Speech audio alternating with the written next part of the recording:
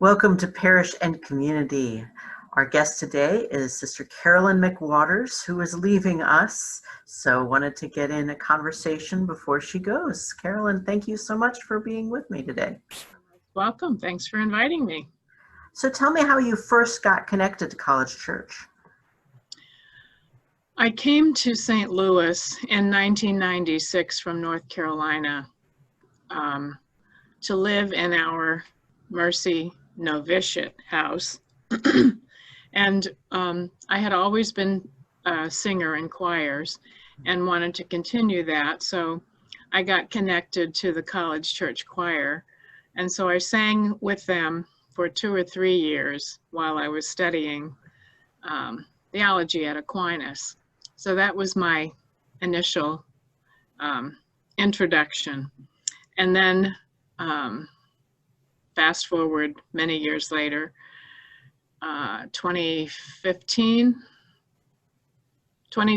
early 2016, I had returned to live in the novitiate for the second time and did not have a ministry other than that at that time.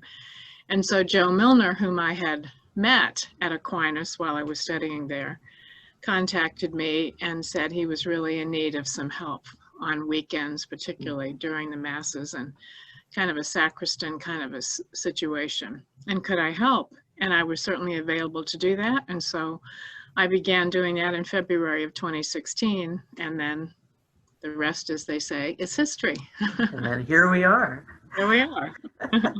So a lot of parishioners will know your work very well, especially those who've been in ministry positions themselves. But for those who may not realize all of that happens behind the scenes, what are some of the responsibilities that you have had?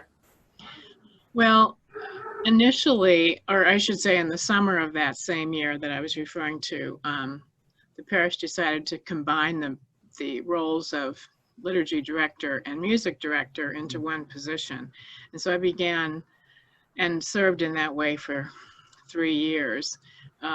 So I was responsible with Ray and Sue, planning all the music for Sunday liturgies, all the things that go into preparing and coordinating Sunday masses, Holy Day masses, reconciliation services in Advent and Lent, anointings of the sick twice a year at one of the 2 weekends a year. I met with families who had deceased loved ones to talk about those folks and to help them plan either funeral masses or memorial masses, whatever the case may be. I worked with youth faith formation and the planning of the First Communion and Confirmation liturgies. Worked with art and environment to make sure that our liturgical space is lovely and appropriate for each of the seasons. And a big part of it was recruiting and training and scheduling all liturgical ministers, for all of our liturgies. And that was one of the things that I enjoyed doing the very best. Maintaining liturgical investments and ordering hosts and candles and making sure all of the stuff that's needed for liturgies happen. So presider books and intercessions, getting those together. Joe writes them, but I just make sure they're there and available and, things like that. So Masses have a lot of moving parts. They do. And in order to make liturgy beautiful and prayerful, there's a lot of preparation on the parts of a lot of people that go into making it look seamless. Mm-hmm. Surely, so I know that you are a reflective person and a contemplative person, so I'm sure that you have been reflecting on your time. Are there particular moments that have stood out to you in your thinking about your time here? One of the things that has been most significant for me, which I alluded to, was the opportunity to meet with families in preparing their funeral masses. It's a very holy time, Sure. And And people are, of course, there's a whole bunch of emotions going through them at those moments. And we just take some time at the beginning to reflect on the life of their loved one and have them tell stories, about the person and give me some insight into their connection and relationship with them and what was so special about them. And then from there, then we go into the planning of the Mass. And then just being present when the actual Mass happens to help them be comfortable and make sure all is well. I just find that very, very satisfying. And I have always, so I consider that a real blessing, one of the graces of this ministry. Another is the opportunity to work with liturgical ministers, particularly in the training aspect of that, because I'm convinced that one cannot do a ministry within the Mass well and deeply unless one has a real understanding of what we're doing as a whole. So to talk about the context, the Eucharist itself and what it is it's all about, and then how it is their ministry contributes to that and helps the rest of the assembly to enter in and to pray. And to connect all that to Vatican II, because younger people today don't appreciate what the council was all about. And to have lived through it and to know the excitement of it, and how it is the thing that got the revisions of the sacraments to happen and gives us the opportunity now to be engaged in ways that we weren't for so many years. I just never get tired of that. And people, they have told me how much more they can engage in their ministry and how much more they understand what we're doing as a result of that. And so they do what they do so beautifully. And I love that. I love that, so those are the things that are the real standouts. And when I see a liturgy happening in a way that shows people are prayerful and they have prepared and they're doing their very best, is a prayerful experience for me and very satisfying. You are going back to your home in North Carolina. What do you know about the work that you are entering into? In our part of the Institute of the Sisters of Mercy that we used to call South Central, all that's changing now, but in that geographic area, there are 7 retirement centers.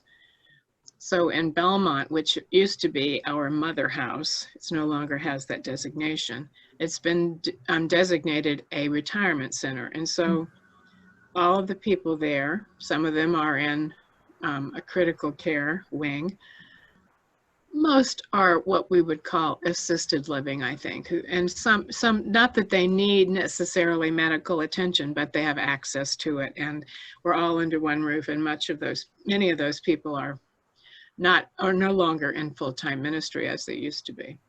So there is a team of a nursing director, an administrator, and then an assistant sister life minister, which is the title that I will take on. And we work together in providing for the needs of those sisters. So my particular focus is on the communal prayer and the well-being of the lives of the sisters from a community perspective. So, doing whatever we can to help us love one another better and to deal with people's needs, and certainly those needs of those who are dying, and helping in the preparation of their final passage to God and so forth. So it's a very privileged I think. Yeah. Privileged ministry, and gets me back in touch in a way I haven't been able to be for the 25 years I've been here in St. Louis with my sisters there. So Yeah. And what great preparation it's been to do all of the work with funerals and memorial masses here. Yes, indeed. Hmm. Indeed. Mm-hmm. So what else do you think you will be taking from your college church experience into this new role? Well, everything I do helps in some, even if I'm not aware of it. But most recently, the opportunity I've had during this pandemic year to work with people in Alexio Divina, 2 groups, where we are just focused on hearing God's word and figuring out what that is saying to each of us individually and sharing that with one another has been tremendously rich. Mm. And the faith sharing aspect of that is something that has always been important to me. And I think in religious life, if we're not sharing about that which drew us to community in the first place, then something's missing. So I'm hoping that there will be lots of different opportunities to connect with my sisters there on that spiritual level, Mm-hmm. and has yet to be seen exactly how that'll happen, but that's certainly an area of possibility. I've learned a lot since being here about the Ignatian spirituality and the Jesuit tradition, and I have been doing spiritual direction for quite a while. So the combination of those two, again, from the spiritual perspective, will no doubt be quite helpful. And then just the richness of the experience of the people here and their idea of church that motivates most of the congregation here at College Church, and their willingness to be challenged and to be involved, and has been a great inspiration. So however that will help, I can't pinpoint how, but I know it will, Yeah. So. We take those gifts with us wherever we go. Mm-hmm. Mm-hmm. How about, so I like to ask everyone that I've talked to who's a parishioner here about the holy men and women who inspire them. Tell me a little bit about the folks that in your own faith journey have been inspirations to you. As a child, I was an avid reader, and we had to write book reports all the time. And so my teacher tried to steer me away from a constant diet of Nancy Drew and really to the saints. So in those days, there was a variety of books on the shelves in the library about the saints. So she said, read something about a saint. So I did, and I got hooked. So at 12, I think God got my attention that way. And so I decided that I was called to be a saint, whatever that meant. That was in the cards somewhere down the road. Now, of course, it was a very naive understanding of what saint meant, but nonetheless, I was inspired by their lives and their commitment to God and so forth. And I think Teresa of the Child Jesus was one of those saints that really spoke to me then, both from the standpoint of the simplicity of her understanding, have Jesus just carry me and help me up those steps if I can't do it myself. So that sense of real dependence on grace, and her idea that all that matters is that we love the best we can. Yeah. In little and big ways, mostly little. And so that was an inspiration to me. So since then, my own founders, Catherine McCauley, who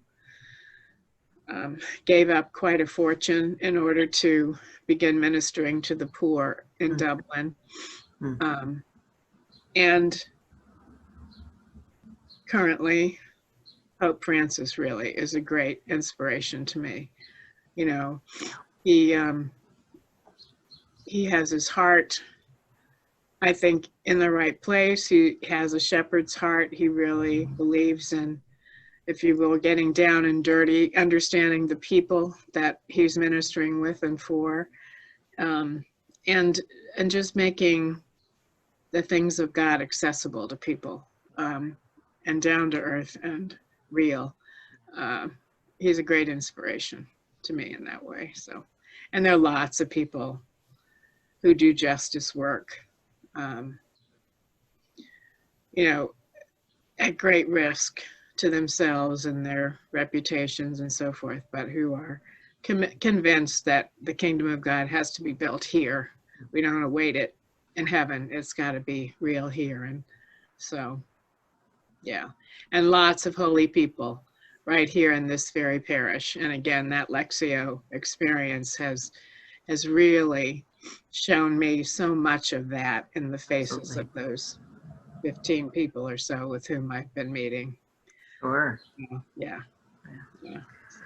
Well, Sister Carolyn, thank you again for taking some time, and many blessings on your journey. Thank you so much, Angela. I'm very grateful. Appreciate it. Thanks to everybody.